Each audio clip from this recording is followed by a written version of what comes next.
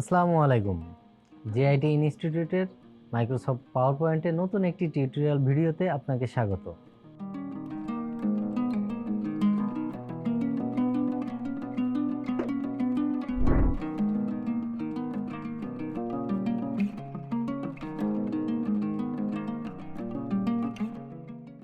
প্রতিষ্ঠানের বাৎসরিক financial report, যেটা আয় ব্যয়ের রিপোর্ট, আমার কমিটির কাছে প্রকাশ করতে হবে, বলতে হবে, বোঝাইতে হবে। সেটাও আপনার এই পাওয়ার পয়েন্টে করে আপনি দেখাতে হবে। এরকম এই ধরনের যে কোনো কিছু করতে হবে। আমি ভার্সিটিতে যখন পড়েছি, আমার প্রত্যেকটা সাবজেক্টে প্রেজেন্টেশন দেওয়া লাগতো। স্যাররা নির্দিষ্ট একটা টপিক বলে দিত, ওই টপিকের উপরে প্রেজেন্টেশন দিতে হতো। যাই হোক, এইসব কাজে আমরা পাওয়ার পয়েন্ট স্লাইড বা পাওয়ার পয়েন্ট প্রেজেন্টেশন ব্যবহার করব। আমি যখন পাওয়ার পয়েন্টে আসলাম, তখন এখানে দেখেন দুইটা বক্স দেখা যাচ্ছে না, দুইটা বক্স দেখা যাচ্ছে। এটা একটা ডিজাইন। হ্যাঁ, প্রথম বক্সে কি লেখা আছে দেখেন, click to add title. But second বক্সে কি লেখা আছে, click to add subtitle. Click to add title, অর্থাৎ এই প্রথম বক্সে হবে, আমরা যদি হেডিং দিতে চাই না, এই হেডিংটা হবে প্রথম বক্সে, এবং পরবর্তীতে স্টেপ বাই স্টেপ এই দ্বিতীয় বক্সে লেখা হবে। প্রথম বক্সে দেবো আমরা হেডিংটা, শুধু হেডিংটা দিব প্রথম বক্সে।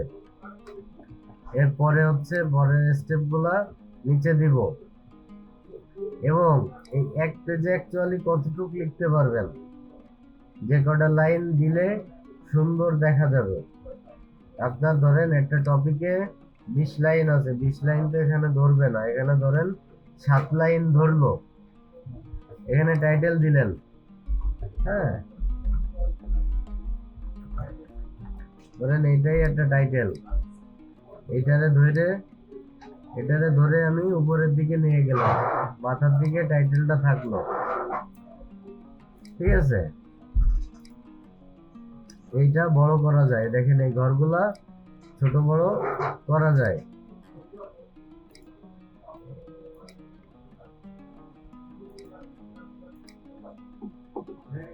দেখেন ওই হোম বাটনে অনেক কিছু আছে ওয়ার্ডের মতো, এই দেখেন, এটা আপনি সিলেক্ট করে যে পাশে নিতে পারছেন, এই পাশে এখানেও নিতে পারছেন। হ্যাঁ, টাইটেলটা সবসময় মাঝখানেই হয়। ঠিক আছে, এইখানে আসার পরে আপনি এই যে নাম্বারিং দিতে পারতেছেন, ওই যে বুলেট বা নাম্বার। হ্যাঁ, ওয়ার্ডের মতোই কাজ। ওকে, গেল। এরপরে এই ফন্টগুলো ছোট বড় করা যায়, লাইক অ্যাজ ওয়ার্ডের মধ্যে এখানে ফন্ট চেঞ্জ করা যায়। ঠিক আছে, ডিজাইন চেঞ্জ করা যায়। গেল। এখন দেখেন, আমরা প্রথমে দেখছিলাম দুইটা ঘর, এটা একটা ডিজাইন। এই ডিজাইন হচ্ছে লেআউটের ডিজাইন। হ্যাঁ, এটা আপনারা প্রয়োজন অনুসারে চেঞ্জ করতে পারবেন। কিভাবে? আমি এইখানে তাকান, এইখানে রাইট ক্লিক করে আমি একটা নতুন স্লাইড নিলাম, 2 নম্বর স্লাইড।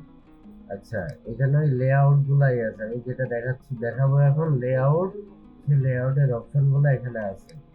আমি একটা নতুন স্লাইড নিলাম দেখানোর জন্য। এখন আমরা এই দুইটা বক্সের ডিজাইন রাখবো না, আমাদের আরো বক্সের দরকার। তখন আমরা এই দেখেন লেআউট আছে, দেখছেন? এই লেআউটে ক্লিক করে দেখেন ডিজাইন, আমি এই দেখেন এটা এরকম আছে। আমি ধরেন এইটা নেব, এই দেখেন এটা চলে আসবে, এখানে একটা, এখানেও একটা। ঠিক আছে, প্রত্যেকটা আলাদা আলাদা বক্স। এভাবে আপনারা কাজ, যখন যেটা কাজের সুবাদে যে ধরনের লেআউট প্রয়োজন আপনার কাজের জন্য, সে ধরনের আপনি লেআউট আনতে পারছেন। ওকে, এবার আমরা ডিজাইন করতে পারি। হ্যাঁ, আমরা ডিজাইন করতে পারি। ডিজাইনটা কিভাবে করবো, আমরা ডিজাইনে যাব। ও, হোমের পরে দেখেন এখানে তো গেল, এটা এই দুইটার দরকার নাই, এবার এই যে ফন্টের বিষয়গুলো তো বোঝেন, এটা বড় হবে, এটা ছোট হবে। এখানে নাম্বার বুলেট টুলেট গেল। এবার আমরা যাব ইনসার্টে। দেখেন এখানে কিন্তু শেপ আছে, দেখছেন? কিন্তু এই শেপটা কিন্তু ইনসার্টে গেলে পাওয়া যায়। এই যে শেপ এখানেও সামনে দেওয়া আছে, তাই আর কি গেল।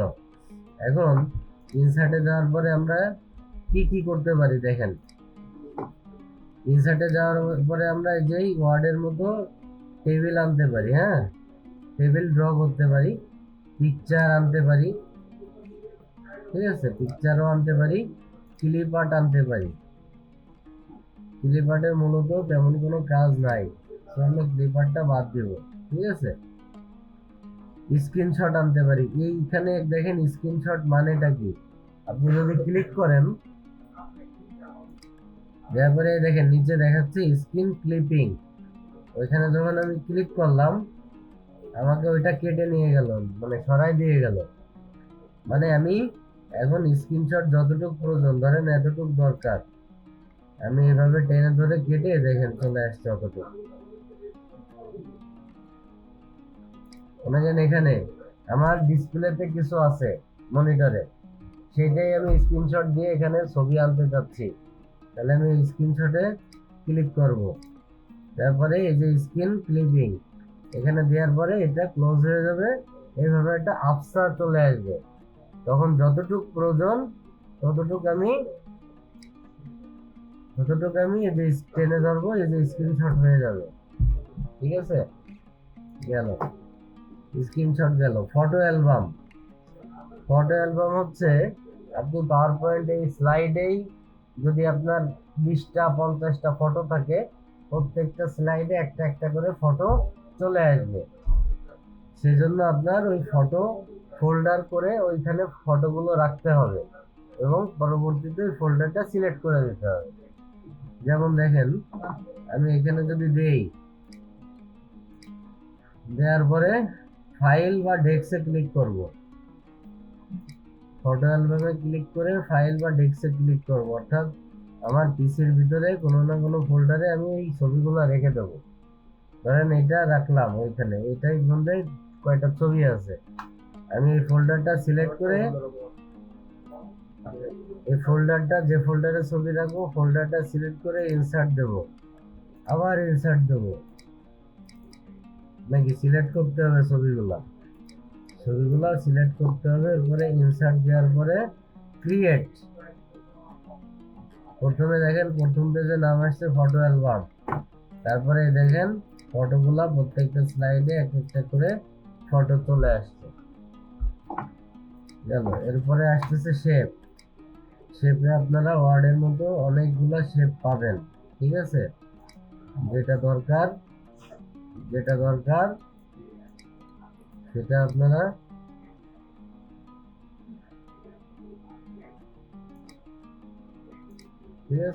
আপনারা নিয়ে আসতে পারবেন।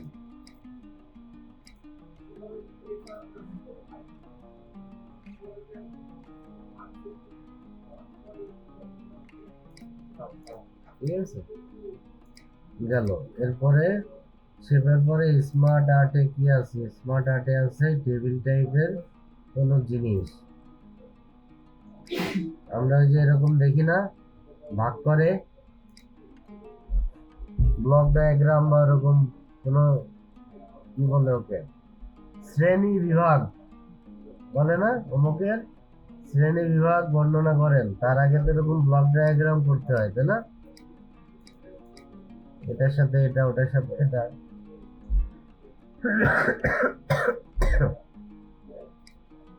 ঠিক আছে,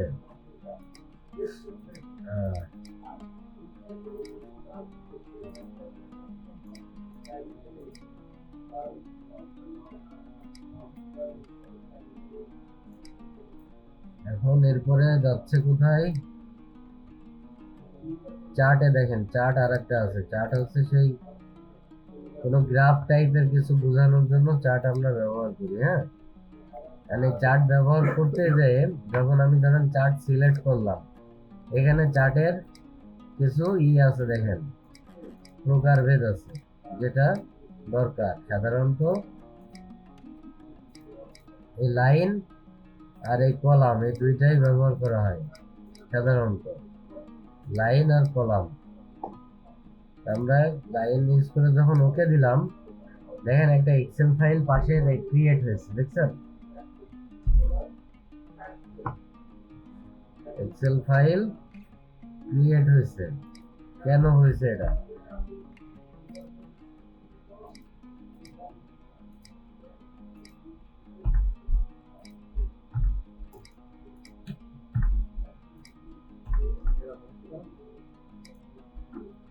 ইনসার্টে গেলাম, চার্টে গেলাম, দিলাম, দেখেন এক্সেল ফাইল আসতেছে। কেন আসতেছে এটা বলেন?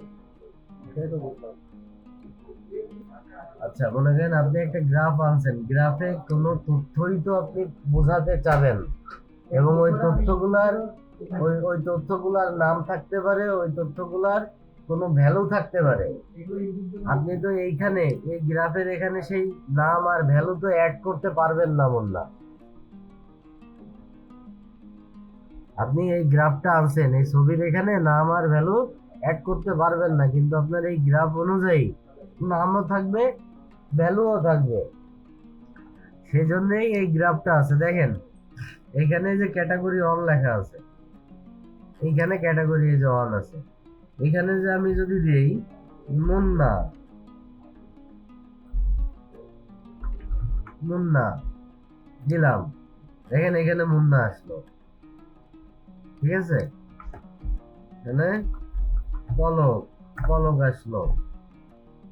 ধরেন মুন্নার সিরিজ অন, হ্যাঁ, সিরিজ ওয়ান মানে এখানে দেখেন সিরিজ ওয়ান মানে কি, নীল কালার।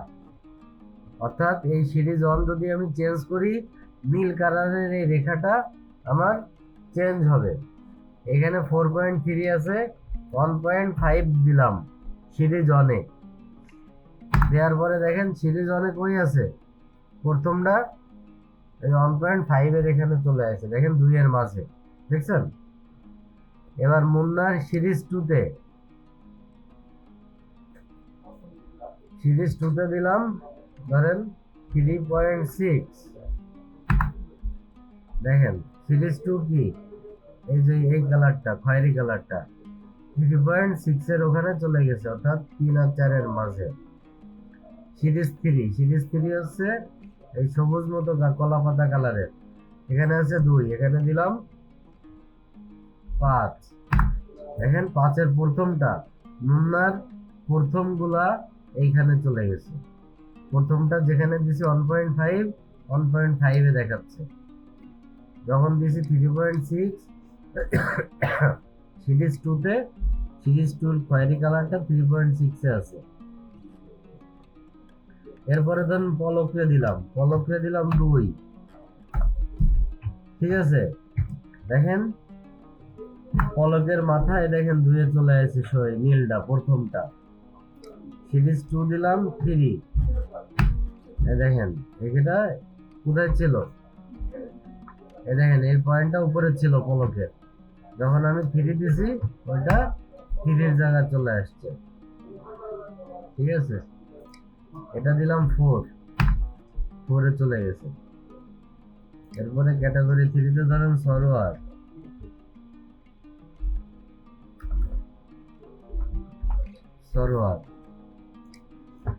সিরিজ অনে দিলাম 2.8,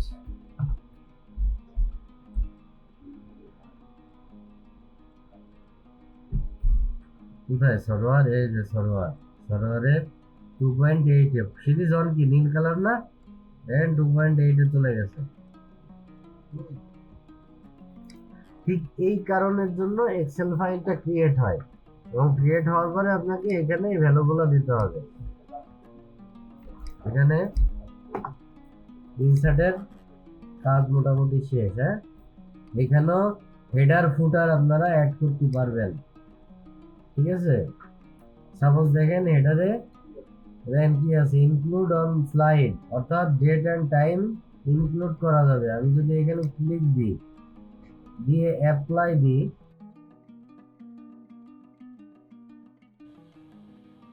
আশা করি আপনারা আজকের ভিডিওটি বুঝতে পেরেছেন।